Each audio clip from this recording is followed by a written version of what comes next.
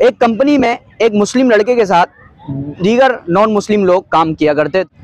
तो जैसे ही रमज़ान आया तो मुस्लिम लड़के ने रोज़ा रखने शुरू कर दिए और ईमानदारी से अपना काम करना शुरू कर दिया। तो जो नॉन मुस्लिम लोग थे वो बहुत हैरान रह गया उसे देखकर कि ये इतना ईमानदार एकदम कैसे हो गया। तो एक जो नॉन मुस्लिम लड़की थी उसने सवाल ये किया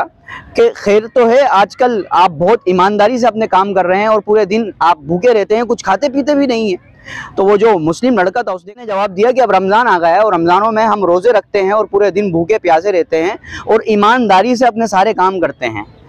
तो नॉन मुस्लिम जो लड़की थी उसने बहुत ताज्जुबाना अंदाज में जवाब दिया कि कमाल की बात है कि आप सिर्फ एक महीने के लिए ही ईमानदार बनते हैं और एक महीने के लिए ही अपने अंदर चेंजेस लाते हैं, जबकि